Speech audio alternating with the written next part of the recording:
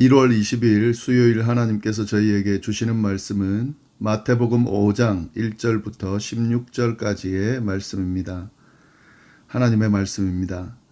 예수께서 무리를 보시고 산에 올라가 앉으시니 제자들이 나아온지라 입을 열어 가르쳐 이르시되 심령이 가난한 자는 복이 있나니 천국이 그들의 것이며 애통하는 자는 복이 있나니 그들이 위로를 받을 것이며 온유한 자는 복이 있나니 그들이 땅을 기업으로 받을 것이요 의에 줄이고 목마른 자는 복이 있나니 그들이 배부를 것이며 긍휼히 여기는 자는 복이 있나니 그들이 긍휼히 여김을 받을 것이며 마음이 청결한 자는 복이 있나니 그들이 하나님을 볼 것이며 화평하게 하는 자는 복이 있나니 그들이 하나님의 아들이라 일컬음을 받을 것이며 의를 위하여 박해를 받은 자는 복이 있나니 천국이 그들의 것임이라. 나로 말미암아 너희를 욕하고 박해하고 거짓으로 너희를 거슬러 모든 악한 말을 할 때에는 너희에게 복이 있나니 기뻐하고 즐거워하라. 하늘에서 너희의 상이 큼이라. 너희 전에 있던 선지자들도 이같이 박해하였느니라. 너희는 세상의 소금이니 소금이 만일 그 맛을 잃으면 무엇으로 짜게 하리요. 후에는 아무 쓸데없어 다만 밖에 버려져 사람에게 밟힐 뿐이니라. 너희는 세상의 빛이라. 산 위에 있는 동네가 숨겨지지 못할 것이요 사람이 등불을 켜서 말 아래에 두지 아니하고 등경 위에 두나니 이러므로 집안 모든 사람에게 비치느니라. 이같이 너희 빛이 사람 앞에 비치게 하여 그들로 너희 착한 행실을 보고 하늘에 계신 너희 아버지께 영광을 돌리게 하라.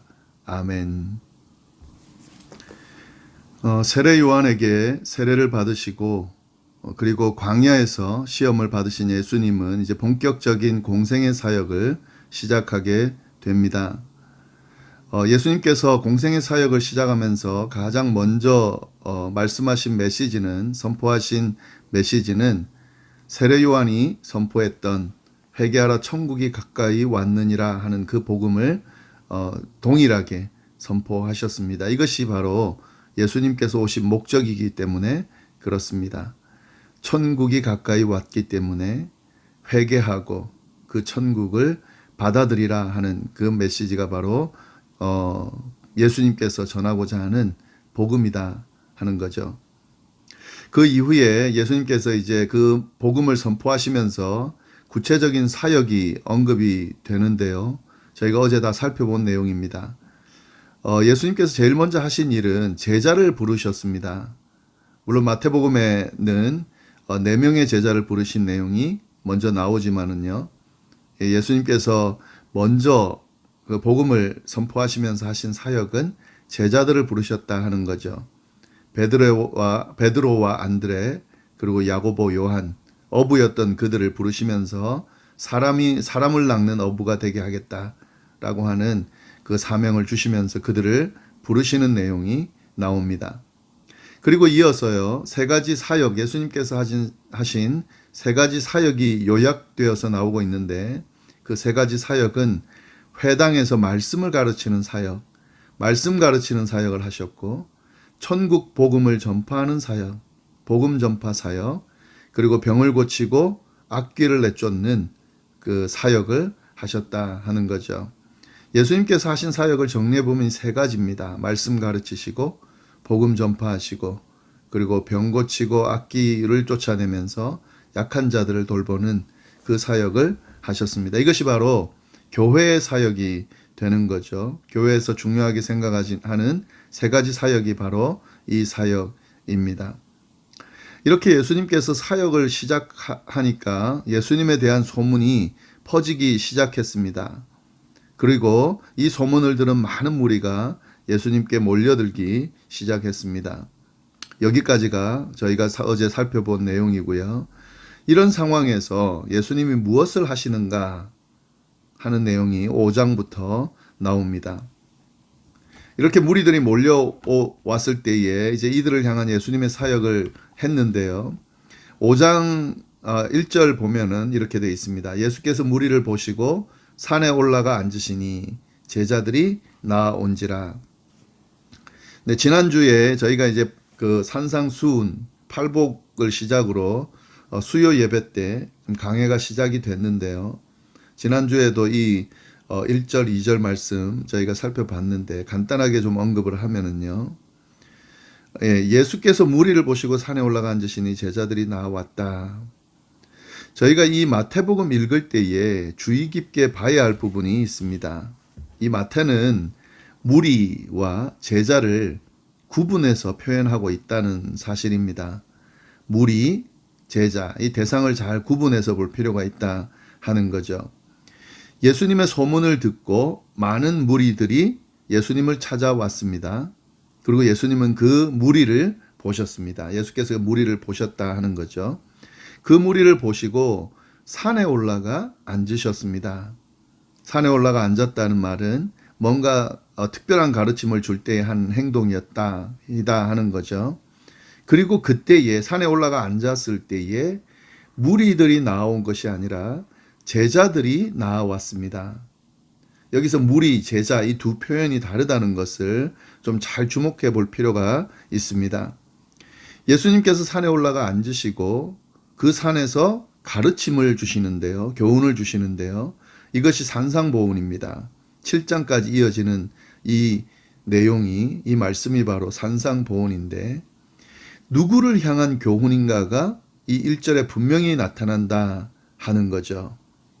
예수님께서 가르쳐 주신 산상보훈은 무리가 아닌 제자들을 향한 가르침이었다는 사실 우리가 명확히 좀 알아야 하겠습니다.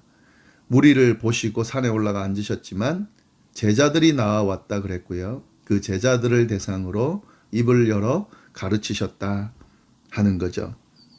무리와 제자는 완전히 다릅니다.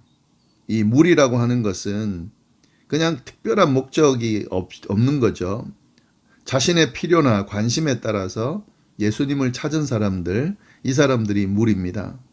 예수님의 가르침, 관심이 있지만 그것이 자신의 삶에서 크게 의미 부여는 되지 않죠.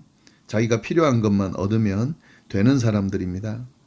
그러나 제자는 다르죠. 제자라는 말이 붙으면 자신의 필요나 관심을 넘어서 예수님의 뜻과 또 그의 인도하심을 따르기로 작정한 사람들, 이 사람들이 예수님의 제자다 이렇게 표현을 하는 거죠. 이 산상보훈의 말씀, 예수님의 가르침은 자신의 필요나 관심에 따라서 예수님을 찾은 사람들을 위해서가 아니라 예수님의 뜻과 인도를 따르기로 작정한 사람들, 그 사람들, 제자들에게 주시는 말씀이다 하는 거죠. 예수님께서는 자신을 찾는 무리들을, 수많은 무리들을 보시고 정말 예수님이 원하시는 것이 무엇이고 그들이 진짜로 필요로 하고 얻어야 되는 것이 무엇인지를 제자들, 그러니까 제자가 되어야 되는 사람들, 또 제자가 되기로 작정한 사람들에게 그 이야기를 해주시는 거죠. 그러니까 무리로서는 자신을 따르는 것이 의미가 없다는 것을 명확히 또 이야기해주는 그런 내용이라고 볼 수 있겠습니다. 이 산상보훈의 말씀은 수요 예배를 통해서 아주 자세하게 좀 말씀을 나눌 텐데요. 오늘은 그냥 대략적인 내용만 함께 나누고 넘어가도록 하겠습니다. 이렇게 예수님께서 제자들을 향하여 또 제자들이 어떠해야 하는지를 가르쳐 주면서 말씀, 교훈을 시작하시는데 오늘은 팔복에 대한 내용이 주로 나옵니다.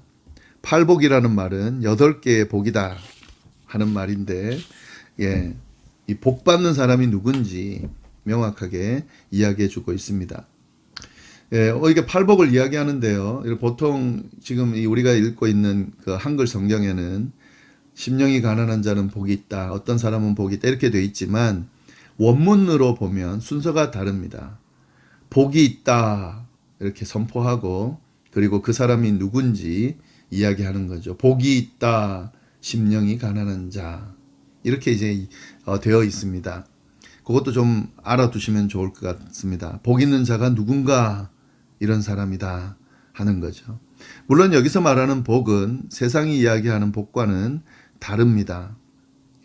그 복이 무엇인지를 먼저 말씀드리면은요. 팔복인데 사실 복의 숫자를 보면 7복입니다. 일복 첫 번째 복과 마지막 여덟 번째 받는 복이 같거든요. 예, 그 복이 다른데요. 이 일곱 가지 복, 그 복이 뭐냐 하는 거죠. 천국이 그들의 것이다. 위로를 받는다. 땅을 기업으로 받고 배가 부를 것이고 긍휼히 여김을 받는 거고 하나님을 보게 되고 하나님의 아들이라 일컬음을 받고 또 똑같이 이제 천국이 그들의 것이다 하는 거죠. 여러분, 이것이 성경이 말하는, 또 예수님이 말하는 제자들이 받아야 될 복이다 하는 거죠. 이게 복이 되는가? 그런데 잘 인생을 생각해 보면 이것이야말로 복이 됩니다. 세상적으로 우리가 찾는 그 복이, 그렇게 우리가 원하는 것들이 복이 될 것으로 생각하지만 사실은 그것들이 다 채워진다 하더라도 뭔가 부족함이 느껴지고 뭔가 허함이 느껴지는데요. 그 이유를 잘 살펴보면 이것들이 채워지지 않아서 그렇습니다. 천국이 나의 것이다 하는 거죠. 하나님의 임재가 있는 나라, 영원한 하늘나라가 나의 것이다. 엄청난 복이죠. 위로를 받을 것이다. 힘들 때에, 위로가 필요할 때에 위로를 받을 수 있다. 복이 되는 거죠. 땅을 기업으로 받을 것이다. 우리가 사는 이곳에서 땅은 참으로 중요합니다. 그런데 그 땅을 기업으로 받는다 하는 거죠. 그게 복이 되는 거죠. 당연히 배부를 것이다. 배고플 때의 가장 큰 복은 배부르는 것입니다. 배부르는 것, 또 긍휼히 여김을 받을 것이다. 긍휼히 여김을 받을 필요가 있는 때에 그 긍휼히 여김을 받는다는 건 복이 되죠. 우리가 살아가다 보면 긍휼히 여김을 받을 상황들이 많이 생깁니다. 그때에 긍휼히 여기는 사람, 그런 누군가가 없어서 참 힘들 때가 많은데 긍휼히 여김을 받는다 하는 거죠. 하나님을 볼 것이다. 도대체 나는 어디로부터 왔고 누구로부터 왔는지를 궁금해하는 우리의 인생에게 그 근원이 되시는 하나님을 우리가 볼 수 있게 된다는 것, 참으로 큰 복이 되죠. 하나님의 아들이라 일컫는 복을 받을 것이다 하는 거죠. 천국이 또 나의 것이다 하는 거죠. 이런 팔복이 우리에게 주어진다. 누구에게요? 제자들에게 주어진다 하는 거죠. 그리고 그 복을 받는 사람은 누구냐면요. 심령이 가난한 자, 애통하는 자, 온유한 자, 의에 줄이고 목마른 자, 긍휼히 여기는 자, 마음이 청결한 자, 화평하게 하는 자, 의를 위하여 박해를 받는 자. 이들에게 이 8가지의 7가지죠. 이 복이 하늘의 복이 주어진다 하는 거죠. 세상 관점과는 완전히 다릅니다. 예수님께서 진짜 복이 무엇인지 알려주시면서 그 복을 받을 자들이 이런 자들이다라는 사실을 명확하게 알려주고 있습니다. 이것은 모든 인류에게 복이 될 수 있습니다. 모든 사람들에게 복이 될 수 있는데 그들은 이런 복을 받을 수 있는 그런 준비가 되어 있지 않기 때문에 다 받을 수는 없죠. 그러나 특별히 제자들은 받을 수 있다 하는 거죠. 이 복에 대한 이야기를 제자들에게 하고 있다 하는 것을 좀 주목할 필요가 있습니다. 거꾸로 이야기하면은요, 제자들은 이런 삶을, 복받는 삶을 살아야 한다라는 말씀이 될 수도 있습니다. 제자의 삶 자체가 복된 삶이죠. 지금 이야기하는 이 8가지의 복을 받을 수 있는 모습은 제자들의 모습이, 제자들이 가져야 될 모습이고요. 이런 제자들이 이 모습을 가지면 이 복들이 주어지기 때문에 복된 삶이 되겠죠. 그러니까 예수님의 제자로서 살아가는 사람들, 이 사람들이 바로 복받는 사람이다 하는 거죠. 그리고 이 복받는 삶을 살아야만 예수님의 제자로서의 삶을 사는 것이다 라고 하는 말씀, 우리가 좀 잘 볼 필요가 있고, 하나하나 좀 구체적으로 어떤 복이며 어떻게 주어지는지 좀 깊이 들여다보고 공부하고 그것들을 우리의 삶 속에 좀 드러내서 정말 복받는 삶을 살 수 있기를 바랍니다. 예수님은 이 팔복을 이야기하고 난 뒤에 이어서 제자들이 어떤 존재인지를 더 구체적이고 명확하게 말씀해 주고 계십니다. 제자들을 소금과 빛에 비유하면서 제자가 어떤 모습인지를 알려주고 계신데요. 13절 보시면 이렇게 되어 있습니다. 너희는 세상의 소금이다. 소금이 만일 그 맛을 잃으면 무엇으로 짜게 하리요? 후에는 아무 쓸데없어 다만 밖에 버려져 사람에게 밟힐 뿐이니라. 예수님은 제자들을 향하여 세상의 소금이라고 말씀해 주십니다. 소금이라고 하는 것은 음식의 맛을 내고 부패를 방지하는 역할을 하죠. 마찬가지로 예수님의 제자들은 이런 소금과도 같은 존재여서 세상이 악으로 인해서 부패되는 것을 방지하고 함께 어우러져서 살 수 있도록 맛을 내는 존재로서 살아야 된다. 이 제자들의 정체성을 확실하게 이야기해 주고 있습니다. 그런데 만약에 이런 역할들을 해내지 못한다면 맛을 잃은 소금처럼, 맛을 잃은 소금은 전혀 필요 없는 무가치한 존재가 돼서 버려지는 것처럼 예수님의 제자들도 마찬가지다 하는 거죠. 이 맛을 내지 못하고 세상에 들어가서 그들이 다 연합해서 어우러져 살 수 있도록 이끌지 못하고 악으로 치닫는 이 부패하는 세상을 건져내지 못하는 그 역할을 못하는 제자들이라면 무가치한 존재가 돼서 버려지는 존재가 될 것이라는 것을 이야기해 주고 있습니다. 그리고 또 제자들이 누구냐? 14절 말씀 보면 너희는 세상의 빛이다. 이게 제자의 정체성입니다. 제자는 세상의 빛이다 하는 거죠. 이 빛은 산 위에 있는 동네가 숨겨지지 못하고 사람이 등불을 켜서 말 아래에 두지 아니하고 등경 위에 두나니 이러므로 집안 모든 사람에게 비친다. 빛이 가지고 있는 특성은 빛은 마치 산 위에 있는 동네가 다 보이는 것처럼 숨기지 못하는 거죠. 그리고 집 전체를 비추도록 등불을 재는 양을 재는 그 말 아래다 이렇게 숨겨놓지 않고 이렇게 다 비치도록 그렇게 등경 위에 놓는 것처럼 세상을 비치는 숨는 존재가 아니라 세상을 비치는 존재, 이 빛과 같은 존재가 바로 제자들이다 하는 거죠. 이게 제자의 정체성이고 역할이다 하는 거죠. 16절 이같이 너희 빛이 사람에게 비치게 하여 그들로 너희 착한 행실을 보고 하늘에 계신 너희 아버지께 영광을 돌리게 하라. 너희는 세상의 빛이니 이 빛처럼 사람들에게 비침으로 말미암아 하나님께 영광을 돌리게 하라. 이것이 예수님께서 하시는 명령이고 말씀이고 교훈입니다. 그런데 여기서 빛을 비치는 그 모습을 착한 행실을 보여주는 것이다. 이렇게 이야기를 합니다. 착한 행실을 보여주는 것이 사람에게 빛을 비치는 모습이다 하는 거죠. 착한 행실은 뭘까? 여기서 말하는 착한 행실은 이 팔복을 정확하게 드러내는 모습, 제자로서의 모습이죠. 산상보훈의 가르침을 실천하는 모습, 이것입니다. 이것을 예수님께서 이제 가르쳐 주시는 이 팔복을 포함한 산상보훈의 이 예수님의 말씀을 잘 새기고 그것을 실천해 나가는 사람들, 그것이 제자들의 행실이고요.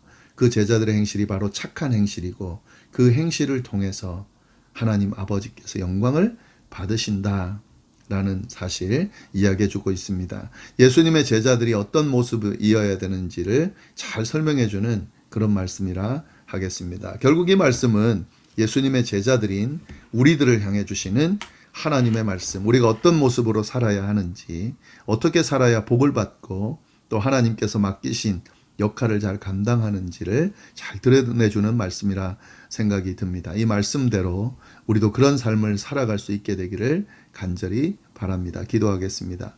하나님 아버지 감사합니다. 오늘 귀한 말씀을 통하여 하나님의 음성, 하나님께서 주시는 또 뜻 우리가 발견할 수 있게 하시니 감사합니다.